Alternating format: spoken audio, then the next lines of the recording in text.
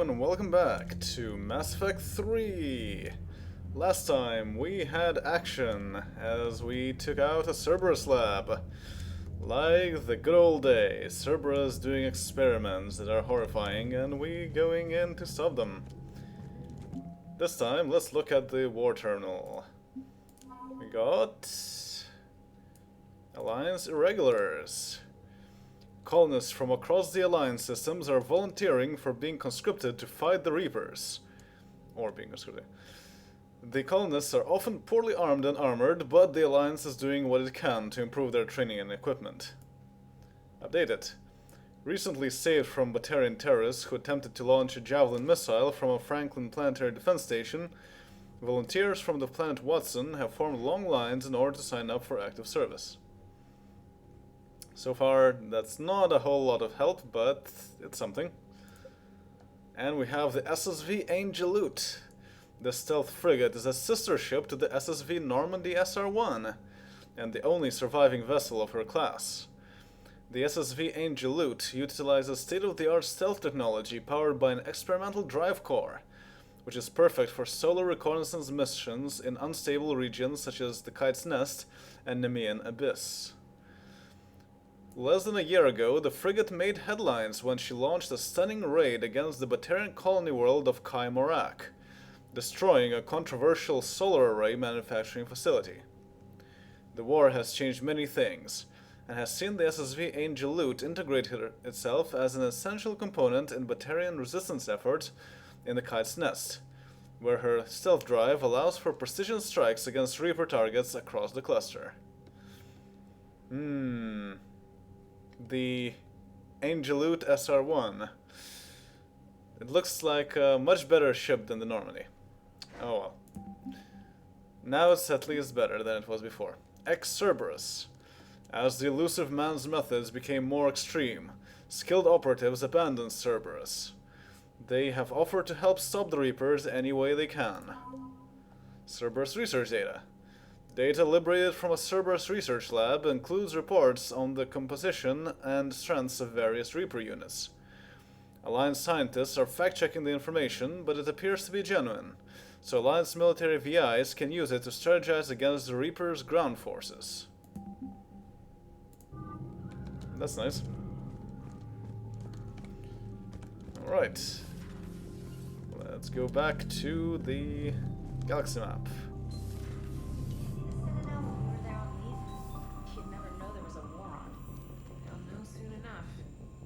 All those refugees have to go somewhere. That is true.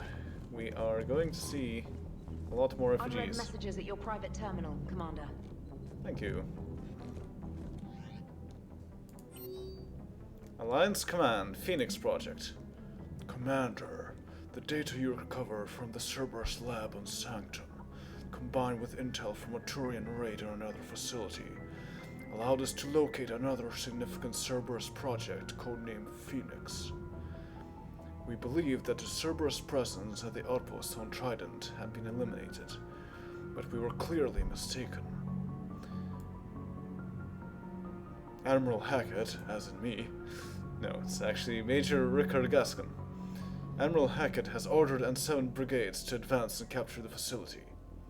We would like you to escort Miss Allers to the facility in the Hades Nexus immediately after the attack. With the modifications such as you witnessed on Mars, we think an exclusive administrative publicity campaign should hinder Cerberus's recruitment and might begin to spread dissension in their ranks. Major Rickard Gaskin, Commander, Task Force Hercules. That's interesting, that's a mod thing. Assignment, Phoenix Project. And 7 teams are preparing to assault the Cerberus base on Trident in the Hades Nexus. Intelligence suggests this base contains the Phoenix Project, designed to enhance and develop human biotics. Escort Deanna Allers there in the wake of the attack, to allow her to expose the public the dangerous lengths to which Cerberus is going. Also, we got Citadel Alien Medicinal Formula. A new medicinal formula has been recovered from Sanctum. Find someone on the Citadel who can use it. That's nice. We would like to do that eventually. But for now, we have a galaxy to explore. Yes, so the whole place is not yet done. Wait, what?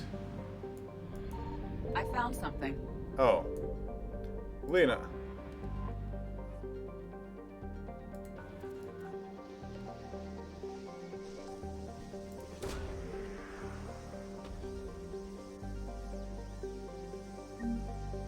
Credits. Wow, 10,000 credits. That's quite a bit.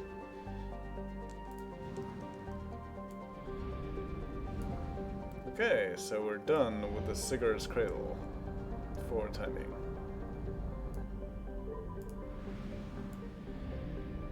No fuel depot, but we're still fairly fine. Now we got here Hades Nexus, the Phoenix project. That will be nice to do. But first, we do have a few places with Reapers that are not 100% done, including the local cluster. So let's see how Earth is doing under Reaper occupation.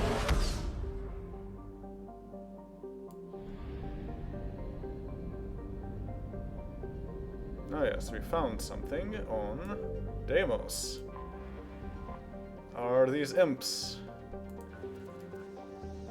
and cacodemons.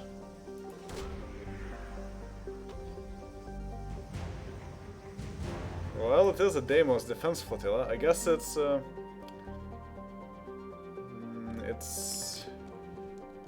Green Marines.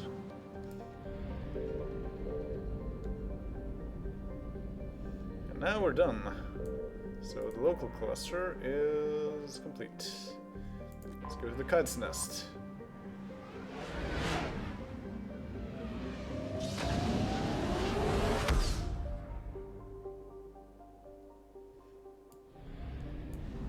This is complete. What's not complete is Volar.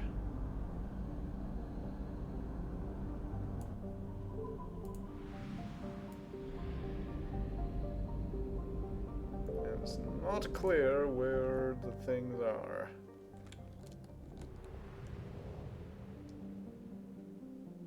Well, let's try and see what happens. Oh. There's Reapers. But I found it. Fuel depot. We spent more fuel getting here than we got from the depot. Great. Now we need to refuel.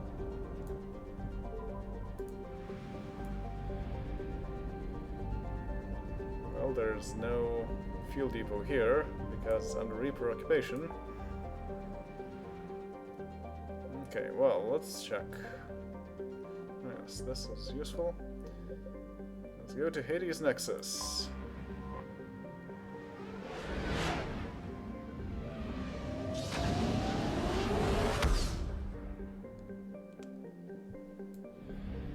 And this place does not have a fuel depot. That's not great. But let's see what we can find here. Hecate. Asteria. Habitable planet known for its arid sulfurous deserts, Asteria is colonized near the poles to avoid the uncomfortable temperatures that can reach 65 degrees Celsius in more southern latitudes. While the seas contain primitive animal life, little of it can live on land, leaving the soil to hardy plants that can survive in the extreme heat. Asteria is home to a thriving human and Asari agrarian colonies, but little in the way of manufacturing or mining. Travel advisory: carbon dioxide concentrations can reach 2,500 parts per million in Asteria's atmosphere. Citizens should carry supplemental oxygen for children and the elderly. Consult with local governments to discuss animal companion detection systems or other preparatory measures. Alliance Bulletin: Geth have been encountered in the Hecate system. All civilian traffic is prohibited. It's black and damp. Geth, you say? Kerr. A dry, desolate planet, Kerr is temperate but supports little life above the microscopic level. Its Earth-like temperatures and gravity make it an appealing place to build habitation hideaways, attracting Batarian slavers and criminals who can't afford more luxurious safe houses or other planets. Its forgiving nitrogen-helium atmosphere makes EVAs possible with a minimal amount of equipment. A breathing mask and warm clothing is usually sufficient. Huh. Okay. This is already the Terminus systems? I guess so, yeah. Mining and other legitimate activities are few and far between on Kerr. The planet's crust is largely free of precious metals, instead producing kilometers upon kilometers of dolomitic limestone, calcite, and gypsum. Yeah, you should probably not put water there, it will melt the whole planet. Geth have been encountered in the Hades system. Geth? Where are the Geth? Bothros. Rock and Ice Planet. Bothros is home to a scientific curiosity. Evidence of a primate-like spacefaring civilization was found frozen in its equatorial ice, ranging from melted fragments of metal to preserved remains of the creatures still wearing suits for extravehicular activity. Further exploration revealed that their habitation centers were vaporized by orbital bombardments from railgun-like weapons hitting with a force of approximately 120 kilotons of TNT. Only those that fled and happened to be away from the habitats were preserved in the ice, where they died of asphyxiation. This unknown species did not come from Asteria, but scientific teams are looking for evidence that they visited there. It's difficult to believe they would colonize a frozen rock like Bothros and ignore a lush garden world. Their world of origin is also a mystery. I wonder if the Reapers killed them. Close. Hey, we managed to make it even without fuel. Signal confirmed.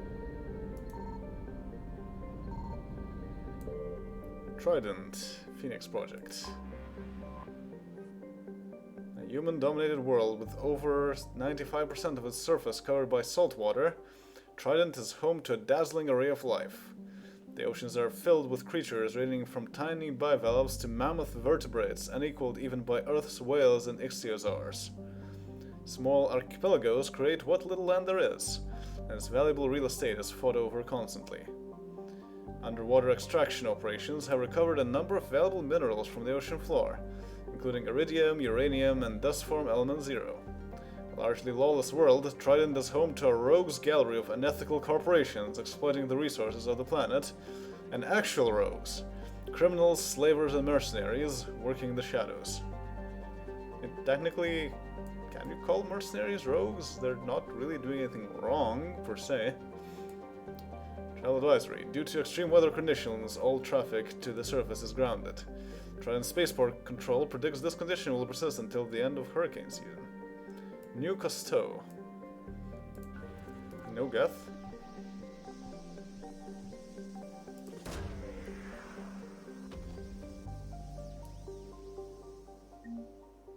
Assignment, Phoenix Project.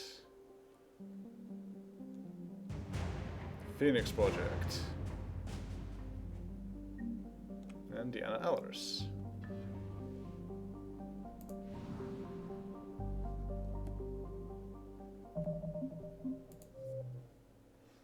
The film crew from the Alliance News Network has finished investigating the Cerberus base on Trident, and will be broadcasting the story within the next few days. Both the Alliance and ANN are anticipating a large viewing audience, hoping this story will sway public opinion away from Cerberus. Okay. That's nice. Let's go talk to her. It's in engineering.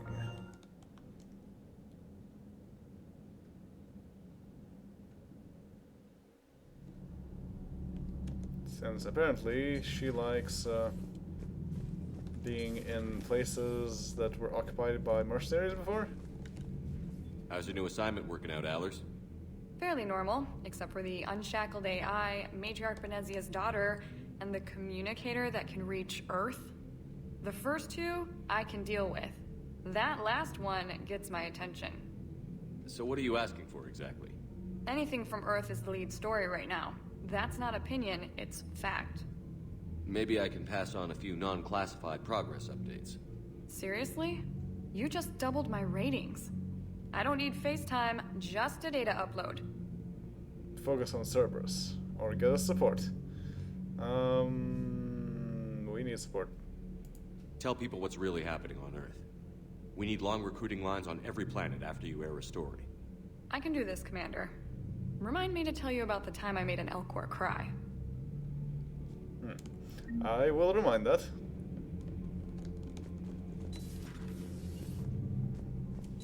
What else can we find in engineering? Why, hello there, Engineer Adams.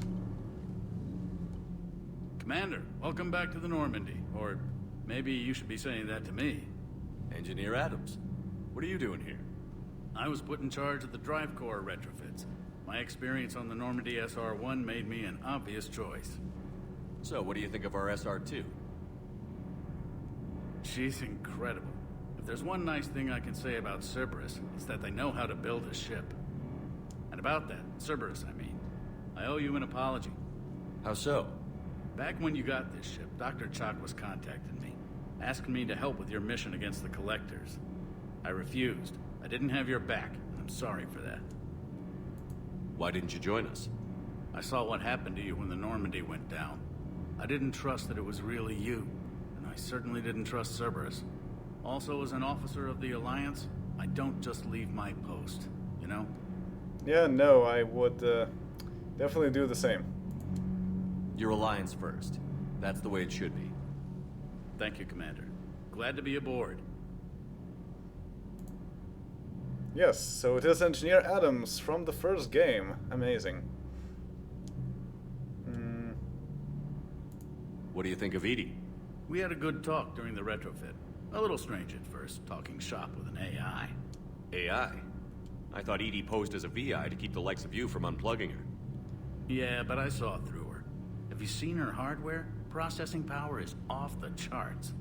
And then there were the problems that kept fixing themselves. If I hadn't had her pegged, I would have sworn I was losing it. You never expressed any skepticism, Lieutenant Adams.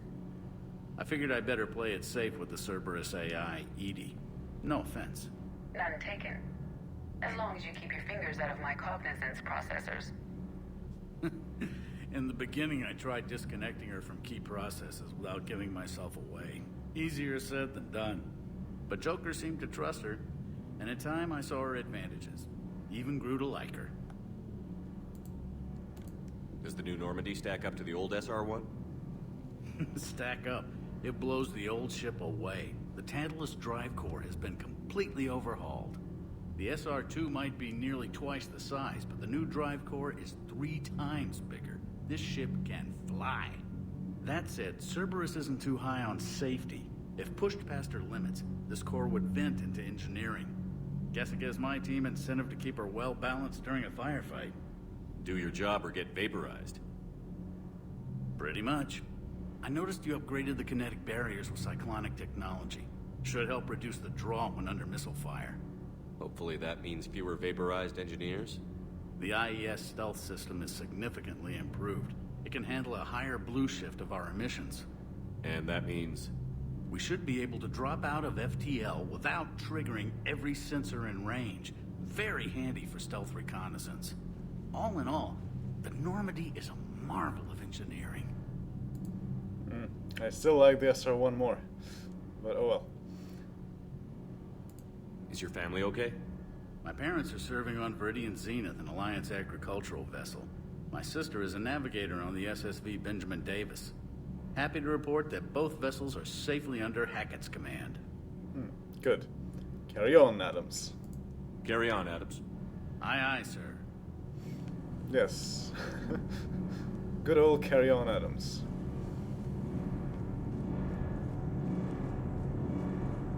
And the Tantalus drive core is still vibrating like before. Alright. And then the hidey hole of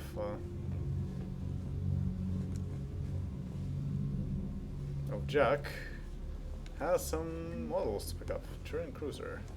Oh, maintenance shaft. Right. Sovereign. Shadow Broker. Useful things, useful things.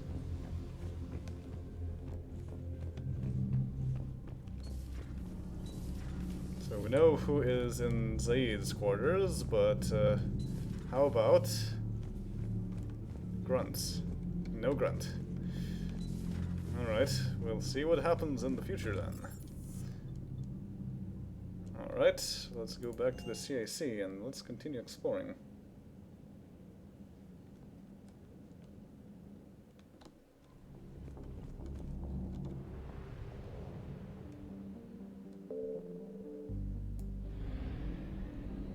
Okay, now there's no more notice about this.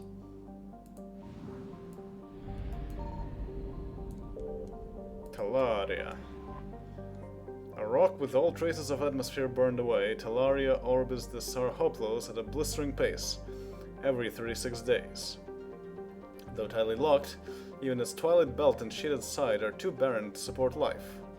With so many resources on its sister planet Trident, Talaria has largely been ignored by the galactic surveying community.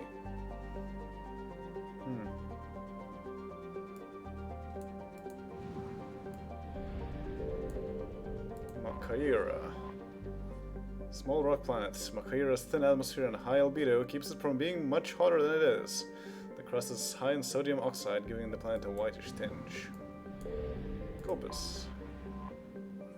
Makaira's largest moon, Copus, is a desolate place with an extremely thin atmosphere. Its crust is largely silica-based and there are no signs of water. Like its parent planet, its high albedo keeps it from being a total inferno, and when occluded by Makaira, its temperatures can be nearly tolerable. Its low gravity can easily be countered by a vehicular or personal mass effect field for comfortable exploration. We cannot land, unfortunately. Our ship is too big. Aegis. We have a vest of that name.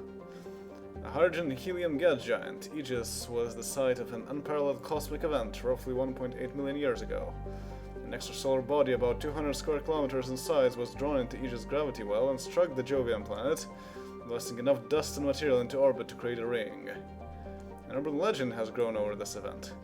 The story goes that if the extrasolar body, usually called a comet, was unaffected by the gravity well of Aegis, it would have coincided with an orbit of Trident and created an extinction-level event on that planet. Prevailing scientific opinion holds that this is an exaggeration at best.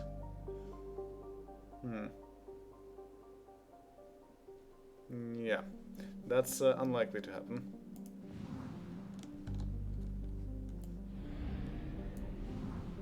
And I have no fuel to go anywhere else.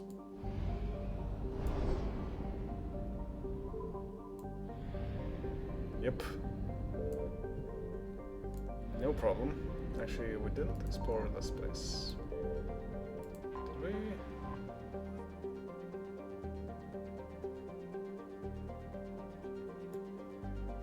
We did. There are Geth here, apparently. Well, this is fairly close to the Perseus Veil, but it's not really because there's no direct connection. Hey, now we can go to Tartarus directly. Alright, well, so the next place we want to go is to the Exodus Cluster, because there are Prothean artifacts to be recovered.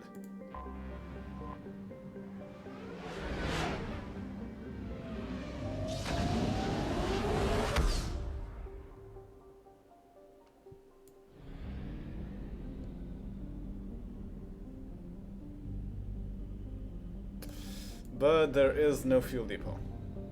Well, we might want to go back to the Citadel or something. I found something. Oh? Maybe we don't need to. Wreckage of a fuel depot, nice. So we can actually go somewhere and 100% assets recovered. Can we go to Asgard? Well, is there a reason to go to Asgard? I don't think so. Oh. Yes, 25% assets recovered, so there is a reason to go to Asgard. But can we? No.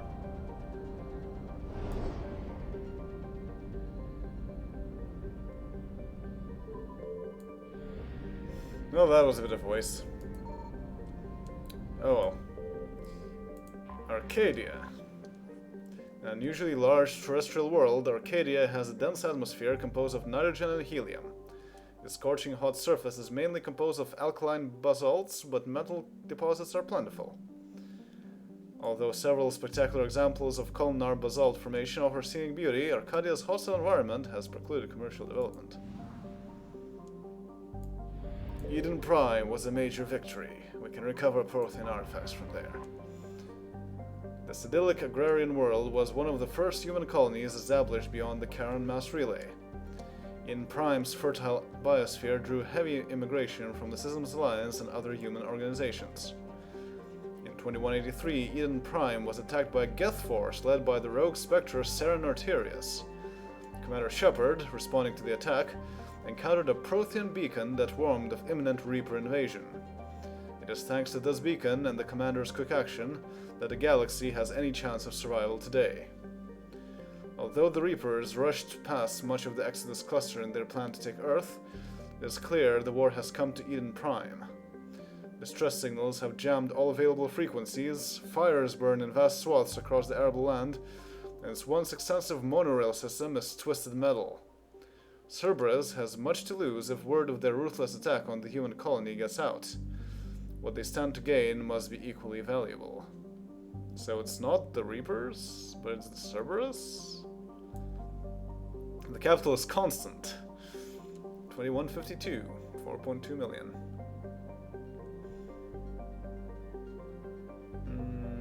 It's a long day length. A bit of pressure. Quite warm. Good gravity.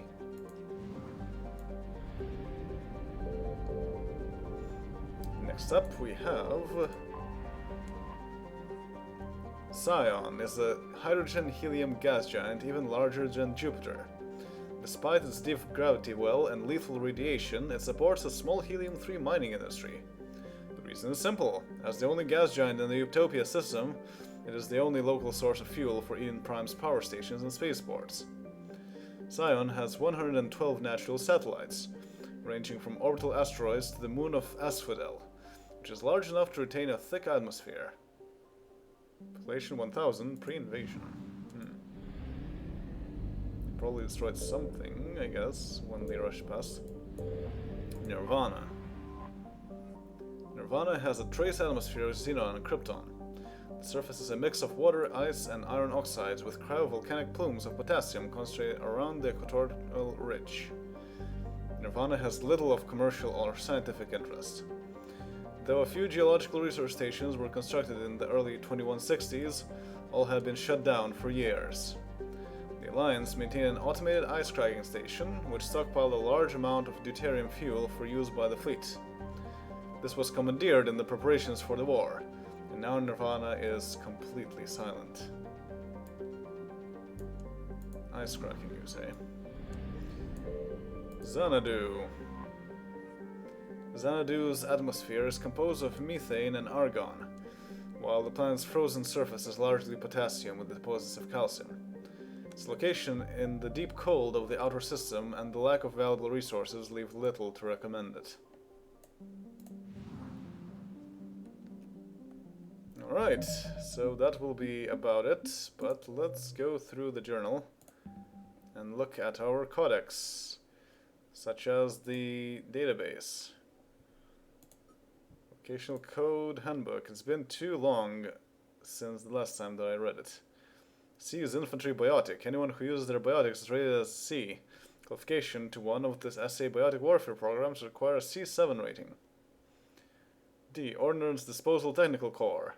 Bomb disposal units. The SA ODT Corps is used to deal with explosive devices, jammed mass accelerators under power, conventional explosives, and the like. D5 and up are qualified to handle nuclear devices. Okay. Organizations. Cerberus Centurion. Cerberus Engineer. Cerberus Combat Engineers are specialized support units that assist primary forces while staying out of the line of fire. They wear lighter armor than the typical Cerberus combatant, using a modified mesh that allows greater mobility. Under cover and out of sight, engineers focus on setting up and maintaining turrets, as well as repairing mechanical units or armored allies.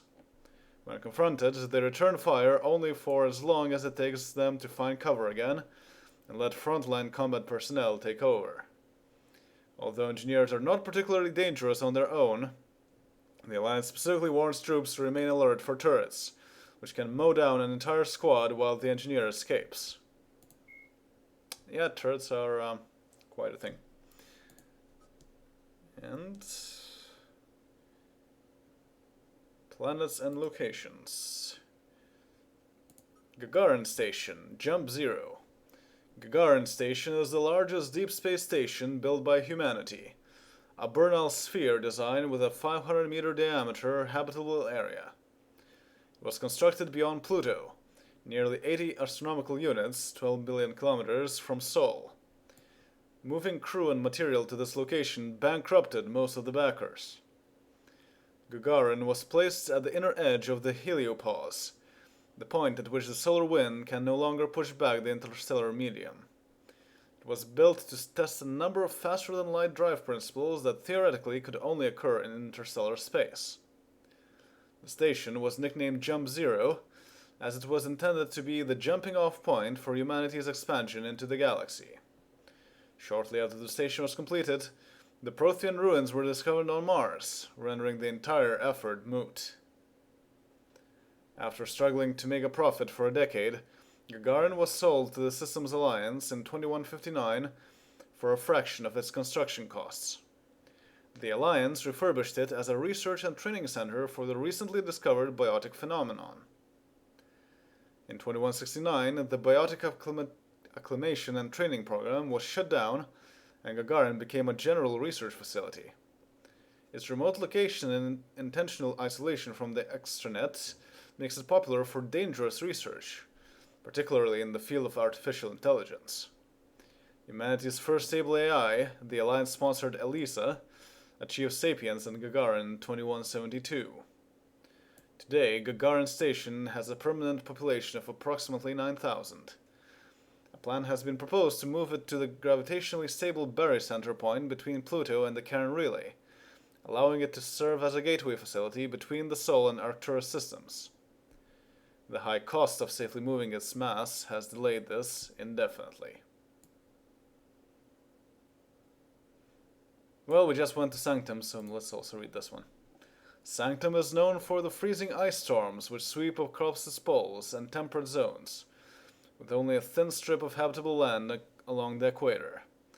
Because of those harsh living conditions, Sanctum attracts only the most gruff and hardy, from miners to mercenary to company men. Mining, referred to as ice cracking anywhere but the equator, is the backbone of Sanctum's economy.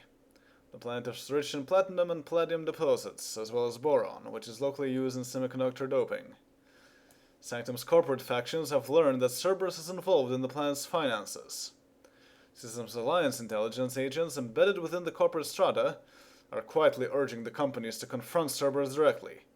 But so far, financial bickering has kept Sanctum's major stakeholders from acting against the elusive man. Alright, so that will be all for now. And next time, we are going to go to where it all started. Eden Prime. See you all then. Later.